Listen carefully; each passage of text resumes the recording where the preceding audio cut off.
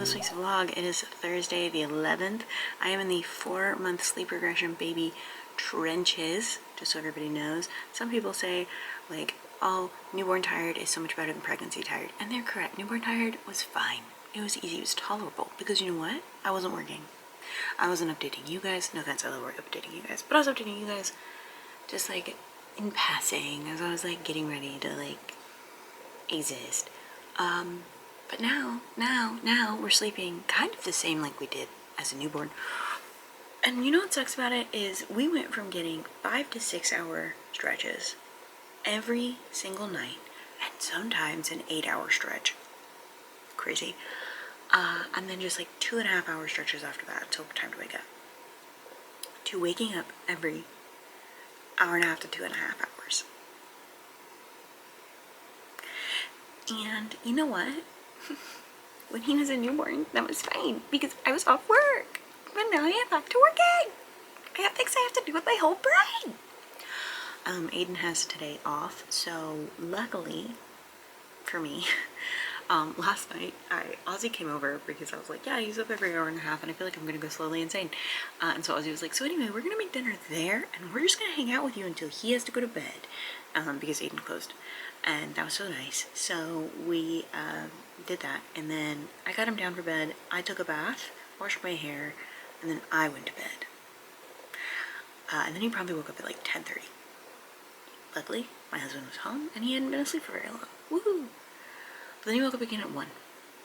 And I woke my husband up. I said, please take this one. Please, I'll take the next one, I promise. Because I just really needed like a full stretch of sleep, right? I'm desperate at this point.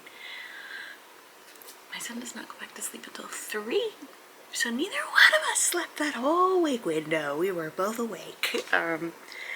However, the like sleeping from like 9 p.m. to 1 was good. It was helpful. And then he woke up at 5, which is also when my alarm goes off. So I got up, and normally that is my husband's shift. He does the 5 and the 8. I do all of the middle of the night ones because he used to only wake up at like 3, and then that was it. 3 and then 5. And that was all of the middle of the night times he woke up, and that was what worked for us. Although if we're back to this nonsense, my husband's gonna have to take every middle of the night one until I would say maybe midnight, and then I'll take all of them until like 5-ish, or I'll start taking the 5 again, and we'll go from there.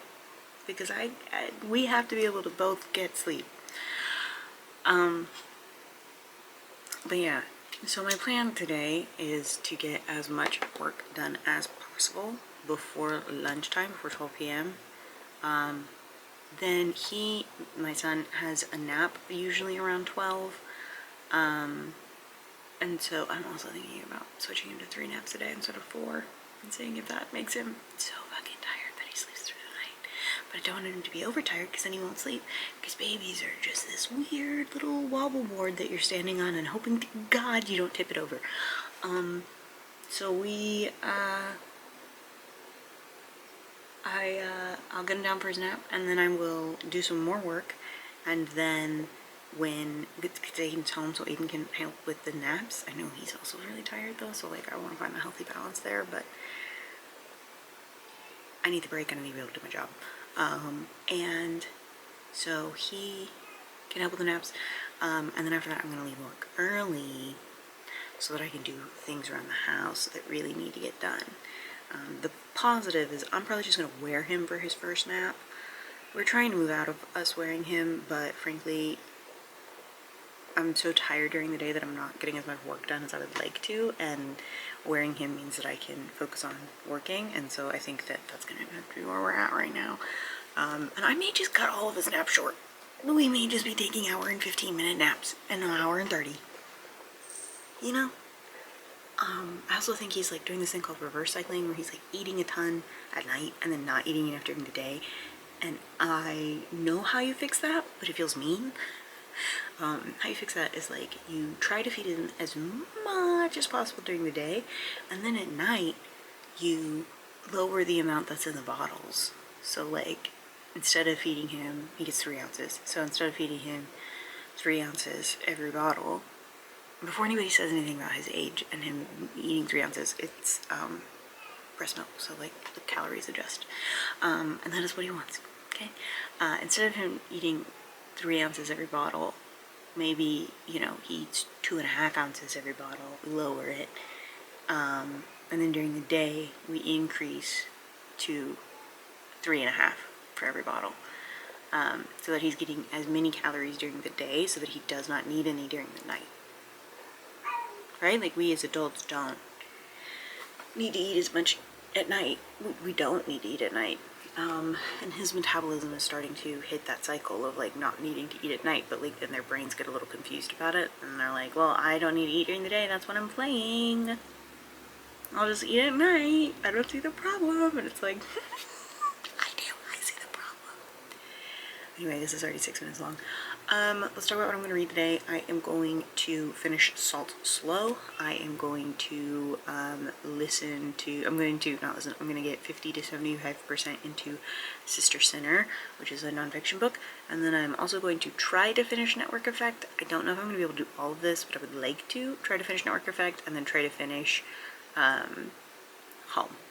But if I only get 50% in a Network Effect today and then I have to finish it tomorrow, that's fine, because like the audiobooks I have planned for tomorrow is very easy, frankly. So it'll be fine. Anyway, I have to go fix the baby monitor. Okay, I'll talk to you guys later. The reason everything is slightly pink is because I closed my curtain last night because something weird happened. One of my neighbors is an alcoholic. No judgment. Life's hard. He's also a veteran. We live in Texas. You can do the math on that, okay? You can just like add up the pieces on that for my level of comfort. He's been a pretty chill dude, honestly, though. Not ever been an issue. Is friends with my other neighbors. Has seemed fine. Never really thought much of it. Also, it's Tuesday the 12th, sorry. We went out to eat with Ozzy and David. We took them out to eat as like a thank you for everything that they've done for us since I had the baby, because Lord knows I needed the fucking help. And we're heading home and Aiden is like, hey, our lawn guy is texting me, him, not me. He doesn't know my number.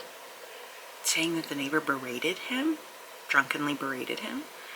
And I was like, okay, which neighbor? And so we found out it is the other one. And, yeah, he drunkenly berated him. He was like, well, you should mow my lawn and charge them. And our lawn guy was like, it's cool. Like, I just wanted you guys to be aware that happened. He's like, it's literally never happened. I just wanted you to be aware so that you could just know what's going on. Like, also because I think that they know that, like, one of the times that they came, I was very heavily pregnant, and then another time that they came, I was outside with the baby and then back inside. So I assume they know that we have a newborn. He's not a newborn anymore. He turned 4 months 2 days ago.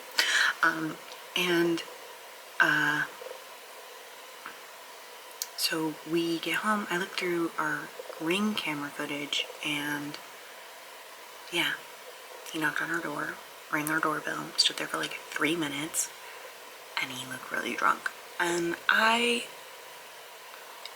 don't like how that made me feel. Very morally conflicted. If you know anything about me, you know that I'm not someone that wants to get the police involved. He also did not do anything that would warrant getting the police involved, except make us feel mildly unsafe, considering we have a baby at home. And we were glad we were not home when this happened. But that's not, the cops won't do anything for that also, because they're only here to react, not to be proactive. They won't do anything proactively. We all know that about police, and if you don't know that, now you do. Very rarely will they do anything proactively. So Aiden went over there, which I wish she had waited until, today, waiting for the guy to sober up, but Aiden went over there, knocked on the door. Guy's girlfriend answers and super apologetic, was like, it's not, it just set him off. He felt like it was too late in the day. It was 6 p.m. 6 p.m. And besties, in Texas, a lot of people don't mow their lawn until like 8 p.m. to the point that one time I couldn't get my son down to sleep at 8:30 because someone was mowing their lawn, and it was the lawn behind us, and it was loud. Because in Texas, it's hot as fuck all day, and so you wait until the sun starts to go down so that you can mow your lawn. So 8:30, I do feel is too late. 6 p.m., most people are just getting off work. Like, if we did our own lawn, that wouldn't have been a crazy time to do it. But veteran very much has PTSD. Probably just set him off. And she was super apologetic. She said next time she sees a lot of people, she's going to apologize to them too. Aiden was like, I was just making sure you guys are good. That's not true. But he was just like, I was just making sure you guys were okay. He rang the doorbell, wanted to make sure you didn't need anything. So my window faces their backyard, my office window, and so because of all my stuff in here, I closed the curtain, and I'm gonna do that for the foreseeable future. I probably should have been doing it anyway, just because you can see directly into my window and see all of my electronics, and if you wanted to rob my house, this would be the window to break into. Boy, would it wake us up though, because you'd knock a bunch of shit down. Not that I think he would do that, but just better safe than sorry. We are also, I know if you heard me talk about the Ring camera, we are gonna get a different doorbell camera. We've been talking about it for a really long time. Once we saw where they sell their data, we talked about it, but I had like just had the baby or was going to have the baby, and something where it was like, I am the person who I manage the tech in the house for the most part. I'm the one who does the research, who looks at the prices, who looks at the reviews. Like, that's what I do. I sit on a computer all day. When does my husband have time to do that kind of research? He's off working. So I didn't have the capacity. And then when the baby was born, obviously I didn't have the capacity then either. But we are gonna get a camera system and a new doorbell camera because, one, ours, other than what I already mentioned, ours is battery operated and has to be charged, which means we'll go like a day without any camera stuff. And one of the days that I had taken it down to charge it was when kids are doing this thing. I don't know if they're doing it in other states, but they're doing this thing where they like ring the doorbell and then they kick the door as hard as humanly possible and run off. Children have gotten injured by people answering their doors that way in Texas because they don't respond well to having their door sound like it's being kicked in by the police. And then also they've damaged doors and had to face legal charges because of that. If that had happened to our door, we would not have had a camera up. It happened to Ozzy and David. That's why I'm like. So we are gonna get a new doorbell camera that has solar power, hopefully. And then we're also going to get a couple of cameras, one for the backyard, one for the side yard, so that we can see these windows, because these windows touch, the side of the house touches all of the bedrooms. And like, when we eventually move the baby into his room, I want to make sure he's okay. Okay? We may also get extra window locks. Not that I'm like super paranoid about it, because that's just not who I am as a person. I like to believe in people being good. That's so weird. If you had told 20-year-old me that I was believing that people were good, I would have been like, no, I don't. Ew.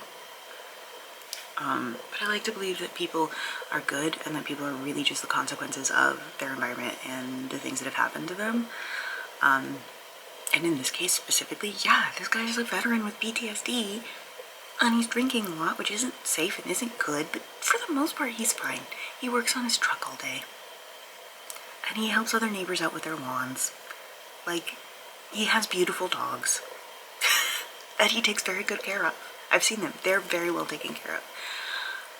And I just think that it was just a bad day yesterday. So it's not that I think that he's going to do anything or like that we're in danger, but the new part of me that exists now, the mom part of me that exists now, I feel like I'm gonna cry because I hate this feeling. It's very conflicting with who I am morally at my core and what I believe about people and mental health.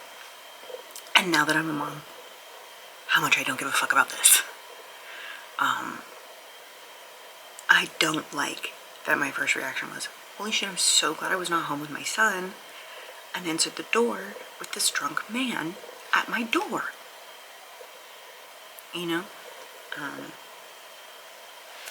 I don't like that feeling. I don't like it. It's very conflicting. Being a mom is weird. So one of my comments the other day was talking about how being a new mom is weird because, like, even with reading, like, you're like, I don't care about this, and you DNF things more frequently. I had been on a really good streak of not DNFing anything, and then I had my baby, and I was like, oh my god, I don't care, and I don't have time to care, so I'm DNFing this. So I get it. Anyway, let's talk about books because I gotta go because it's a solo parenting day, and I gotta get work done before. Right. I finished Network Effect and I finished Home. Both of them were good. I enjoyed them both. I also, yeah, both of them were good. I enjoyed them both. I don't have a lot to write home about because I've read them both before. Highly recommend the Murderbot series though. If you like sci-fi, if you like autistic coded main characters, highly recommend. I really enjoyed it, the books, and I'm excited to continue the series. We're starting to get to the point where I stopped reading them, so I'm hyped about that too. Then I also finished Salt Slow. Now, caveat, I have been so sleep deprived. Yesterday I got a little more sleep. Tonight, or last night I did not, but the night before I did. Caveat, Salt Slow is a short story collection. I forgot it was a short story collection, so I was listening to it, and I was like, why aren't these chapters making sense? They're good stories, but together they don't make sense, and I think I'm having a stroke. No. Then I was like, wait, they're just short stories, it's okay. It's like tripping out. Then I got 65% into Sister Sinner. I was gonna try to finish it. I don't know who I thought I was yesterday, but I didn't have time to do that. Did not have time to do that. Even with Aiden home, did not have time to do that because both of us were recovering from the fact that we're fucking exhausted. But I'm 60% into Sister Sinner, and I am really enjoying it. I think it's an incredible book so far. Probably one of the best nonfictions I've read in a while, other than The Princess Diarist. It's really good. I'm enjoying it. It's wild. It's a wild ride. I may have to tell Ozzy to read it. Because the main the person this is about, she just like faked a disappearance. Like she was a Pentecostalist preacher and like had this church, like a mega church essentially in California. And she also was a harlot. She was a harlot. And she slept with married men all the time. And so she like ran off to this love nest and got caught. And so to fix that, she was like, I got kidnapped by the Mexican mafia. And then she had to like go to trial, and it was a whole thing, and it was very, oh my gosh, it was wild, a wild time. The craziest people make the craziest pastors, for sure. I'm enjoying it a lot. I think it's really interesting. And then you're also getting some of the history, like Pentecostalism in the United States and how that came about, and I think that's really interesting. Today, the reading plan is I'm going to finish Sister Sinner for sure today. I'm also going to start and finish Fugitive Telemetry, which is the next book in the Murderbot series. And then I'm going to start 2 books, Butterfly Effects and Half His Age. I don't have any goals with Butterfly Effects or Half His Age. I'm just going to start both of them. Very low expectations for Half His Age, but I realize it's pretty short. Ozzy lent me her physical copy, but then I also have a digital copy from the library that I'm going to have for my 1 a.m. wake up times, you know? So I will read it then too. But that's what's going on. That's the plan. I gotta research security cameras and stuff, so I will talk to you guys later. Oh, I did get my TBR for July filmed. I got the in-cart video edited and uploaded. I got last week's vlog edited and uploaded. I got the CLEARURSHT planning video edited. It's not ready to be uploaded yet. I'm just updating it as I go. I got a bunch of stuff for CLEARURSHT done. It's very productive. Until like noon, and then I was like, anyway, no more working on other things. I worked on my job, but yeah. So yeah, I'm gonna go. This is a really long update. I got a lot of shit to do. Kidding, right? I don't know where my glasses are. Anyway, it's Tuesday, the 16th. Sorry if you can hear the baby in the background. I didn't update Monday because I had therapy, and then the baby had a doctor's appointment, so I had the day off. So, and the baby had his 4-month appointment, and was diagnosed clinically Megamind. I'm half joking, but he does have to have an ultrasound on his head because it is growing faster than the rest of him. Not like disproportionately. He looks like every other baby I've ever seen, so I'm personally not that worried about it, but anyway, I'm waiting on them to call me so we can make that appointment. And I'm gonna kill you. You're so annoying. I love you so much, but Jesus Christ.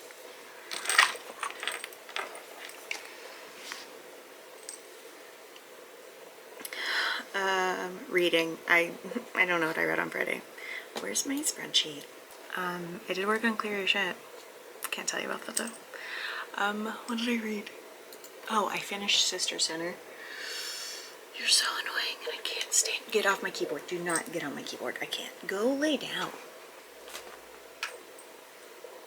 I'm so tired. Finished Sister Center. Slap. 5-star read. Actually, I really fucking enjoyed it. I thought it was an incredible book. So yeah, there's that.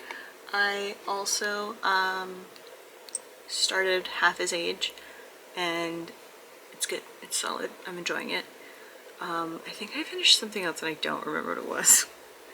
Fugitive Telemetry. That's what I finished. I was like, I think it was, but yeah, that makes sense. Finished that. It was good. I enjoyed it. Solid. I know these are like terrible reviews. I'm like, that was good. Moving on. No, Sister Center, Fugitive Telemetry was a reread, so there's that. Sister Center was very informative. Like, it told the story. Oh my fucking god, dude. Nobody wants to look at your butthole.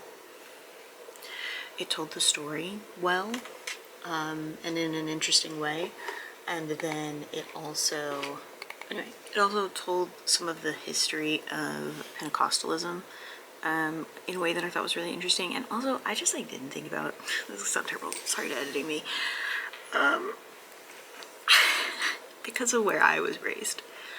When I think of Pentecostalism and church, I do not think of California.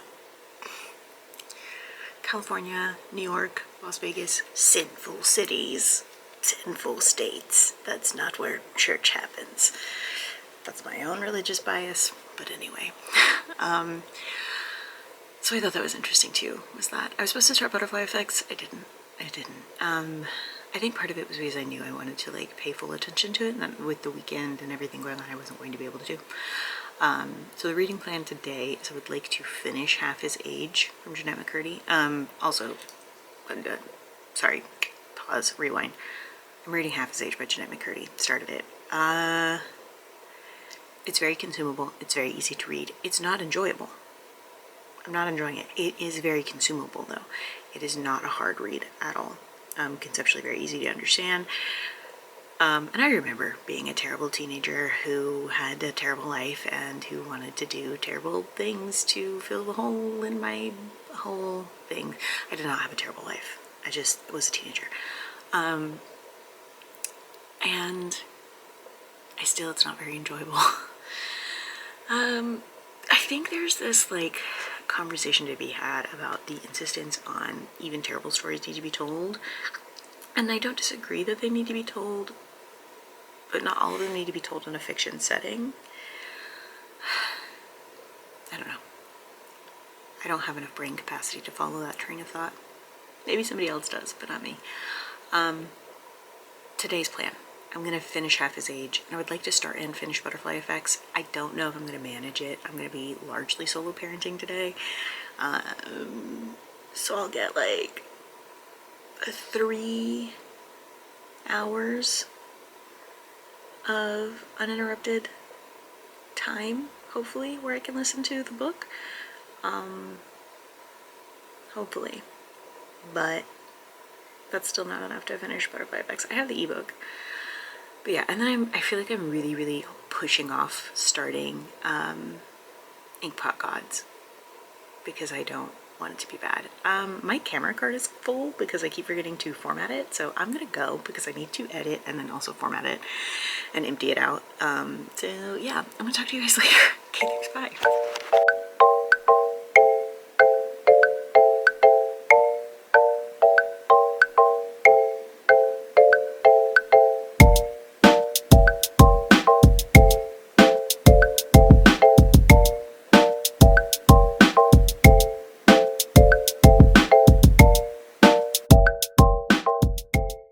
morning.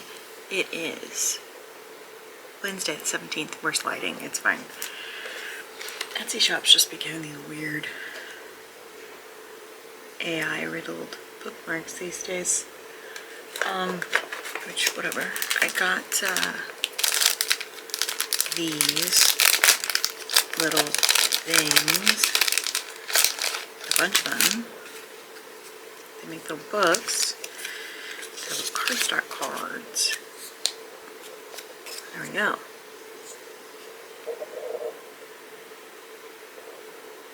And I'm going to print, well, I have them printed already, but I'm going to put the books I've got just haphazardly in here. And stick them in here. They're a little big. Maybe I stick them long ways. Yeah, I'm going to stick them long ways because that's what's going to work. So yeah, I'll glue those in. Anyway, hi. What I think I should do is, if it's a non-fiction book, I should put it in a different color. Just that way I know the vibe. Not that, like, because I still want it to be pretty random, but like, if I'm picking a book, sometimes I don't want to read things like, you might go to prison even if you're innocent, you know? Like, sometimes that's not the vibe. So I think I'm going to do that. Anyway, hi again. Yeah, I forgot to talk about the collected writings of Asia Weevil, I think. If you don't know, she was Ted Hughes' mistress for a little bit. And she killed herself in an almost identical way to Sylvia Plath, with the caveat that her daughter was also in the kitchen. Yeah, it was interesting. It's definitely an interesting read. 3 stars. I don't have a whole lot to say because I don't know, touchy topic, you know. But it was interesting. I also finished Butterfly Effects yesterday. Super good. Really enjoyed it. Yeah, really enjoyed it. I don't know what else to tell you guys right now. Well, I mean, so the way that Shannon is able to remember the things that are happening in the mini series that she's writing is insane to me. I could never, but also my brain is a hellscape, you know? And I think that it's insane. I think it's insane. In a positive way. I'm saying that in a positive way, that it's insane. To that end, I will be starting Inkpot Gods. I was supposed to start it yesterday, but I didn't. So I'm going to start it today, and that's exciting for me. A little nerve-wracking, but exciting. I don't know why in my head I'm like, oh, but what if it's bad? Why would it be bad? Why would it be bad? You know, it wouldn't be. I'm starting that. I also am going to be starting Savage Blooms by S.T. Gibson. This is a book I have had for a while. I've been meaning to read and then not reading it, so we're going to be reading it. So that'll be good. And yeah, I think that's like largely it. Crochet-wise, haven't done a lot of that, mostly because my son is sleeping on me all the time. I have like back-to-back meetings today, which sucks, from like 9 to 10:30. I have 3 meetings. Hate that. And then I have a meeting this afternoon. Hate that too. Am I almost out of glue? Am I out of glue? I don't think I've ever used up a glue stick. That's crazy. Anyway, what a time to be alive. I think that's gonna be it. I edited everything I needed to edit yesterday. I uploaded everything I needed to upload. I did not, there's a thing I need to fix for CLEARURSHT, but I didn't do that. And some things I need to schedule for CLEARURSHT. So I'm going to have to do all of those things. And yeah, I'm going to order more glue sticks. What a time. I feel like I have one extra somewhere, but I don't know where it is. But yeah, I was really worried that I was going to be like behind on my reading and not be able to finish my TBR for the month, which now feels crazy. But I've caught up. I'm going to catch up. We're going to be good, so that's good too. The reading plan for today, that's what I haven't talked about. I was like, I'm totally forgetting to talk about something. The reading plan for today is I'm going to, like I said, start Inkpot Gods. I want to finish that today, if I can. It's cool if I don't, because I also want to, like, savor it, you know? But I would like to finish it today. and then I'm going to start Savage Plumes. I'd like to get 25% into it. I definitely talked about this. Never mind. I'm going crazy. I'm going to go so I can finish doing this. And maybe I have another glue stick. It's just I usually use it for the baby book. So I will look for another one. I'm going to go. I'll talk to you guys later. Okay, thanks. Bye.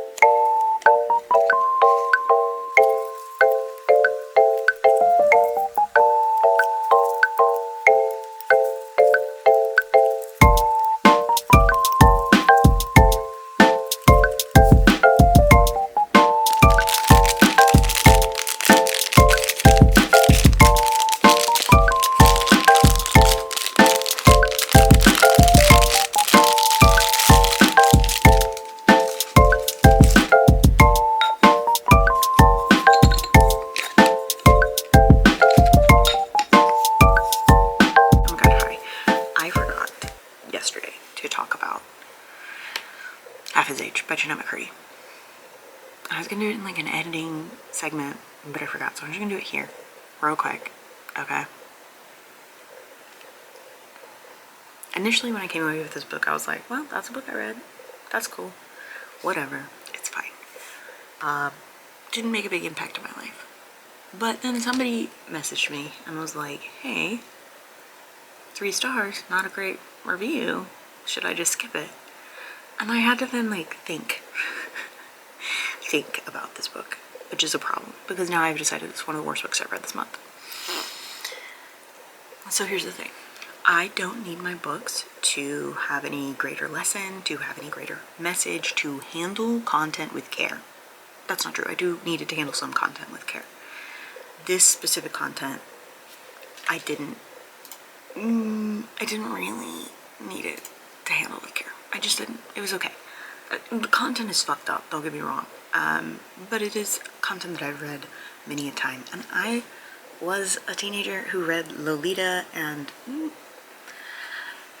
yeah, was lonely. Okay?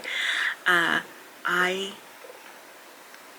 feel that the least disgusting part of this book was in fact the relationship of the 17-year-old and the teacher, which is crazy to say. There are some sex scenes in this book that are incredibly graphic for no fucking reason. They're so graphic that you forget that it's with a 17-year-old and the teacher because you're so busy being grossed out by everything else. The writing style is very consumable. It's very easy. I like Jeanette McCurdy's voice. I think that Jeanette McCurdy has a really good, I think she'll be a great writer. I don't think this book would have been picked up if it had been any other writer. And I think that it would have gone through a little bit more of intensive editing from an agent if, I don't know, that's just how I feel. If you've seen my channel before, you know I don't like graphic sex scenes. You know that's just not my thing. I don't like them very much. They make me uncomfortable for the most part.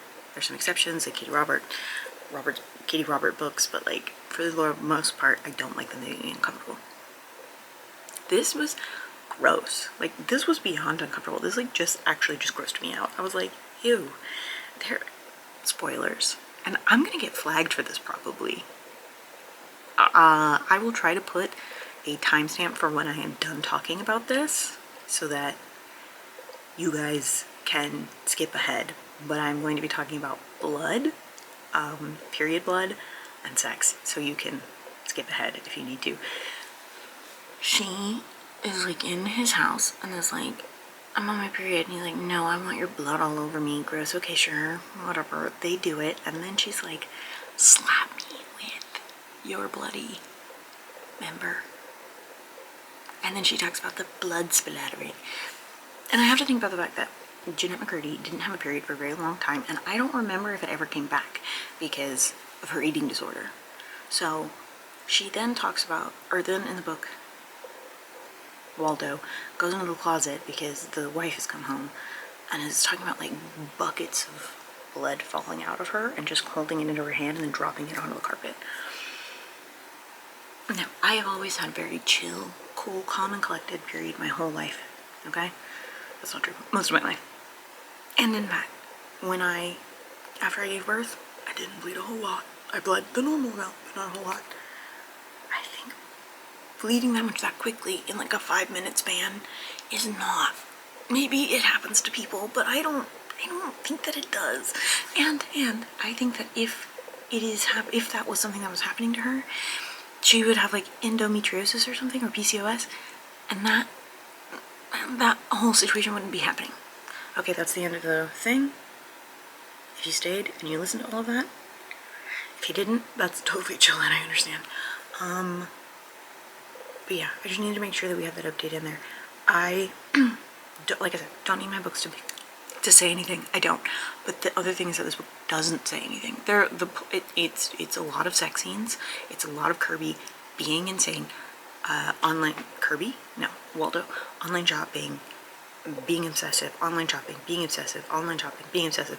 There's this interesting dynamic with her mother. It does not get explored at all. A lot of people compare it to My Dark Vanessa and say that My Dark Vanessa was the better book. I would agree. My Dark Vanessa also, though, has a message and is pretty clearly written from somebody who's on the other side of that kind of trauma, as in they processed it a little bit more. I don't think Jeanette McCurdy has. I don't think she's processed it enough to write a book about it. But I don't know, okay? But I just needed to say something about it before I forgot. Very consumable in the way that picking up a thriller at the grocery store while you're checking out just because it's there and it seems kind of interesting is super consumable usually, and then you just like put it down and you never think about it again. That's this book. Except it was gross. Yeah. That is killing me. It's Thursday, the 18th. I've taken Advil. Because I can take ibuprofen again. One of life's finer joys is being able to take ibuprofen again. That was one of the nice things when I was postpartum. They pretty much immediately were like, here's Tylenol and ibuprofen. And I was like, give it to me. If you didn't know when you're pregnant, you can only take Tylenol. Don't know where my glasses are again. They're probably somewhere out there. Hi, it's Thursday, which means I'm gonna close the vlog. Yesterday, I am like 90% into Inkpot Gods. I'm almost done. It's so good, but my son woke up from his nap earlier than expected and then didn't wake up as many times as expected in the middle of the night, so I didn't get to read as much as I wanted to. I had timed it like perfectly to line up with his naps, but then he woke up earlier and I was like, alright, well, shoot. So there's that. I am enjoying it though. It's really, really good. It's an interesting continuation and it is getting visceral. I would mark this as fantasy horror. If I hadn't already made all of the blocks, I would mark this. Oh, well, I could still mark it as fantasy horror. It's visceral. It's disgusting. I love it. I'm having a ton of fun. It's disgusting. And it's incredibly good. I do find it interesting, the addition of the character Liliana or Lillian, I don't know, who is the child of the labyrinth, maze, whatever, makers in Seasonal Fears. Didn't expect that. I think it's really good. I think the tie-in is interesting. I think the reason that she would become a alchemist makes sense, but also we're getting A. Deborah Baker, Asphodel Baker's backstory, who she is, where she came from. And that's really interesting too. I frankly I have thought about it in the sense of like, oh, that would be interesting, but not like, man, I really wish I could have this information. But now that I have it, I'm like, wow, this is incredible. Shannon is amazing. She's an incredible author. I think kudos to her. And then I started Savage Blooms by S.T. Gibson. Very readable, very enjoyable. I got to 25% very quickly. I did not expect to. I was like, oh shit, I guess I'm at 25% now. So there's that. That's the update. That's all I'm gonna say, because I gotta edit and stuff, and my son woke up early and I slept late, and it's a whole thing. So I'm gonna go so that I can open up the next vlog and then work on work. So I'll talk to you guys later. See you next week. Okay, thanks, bye.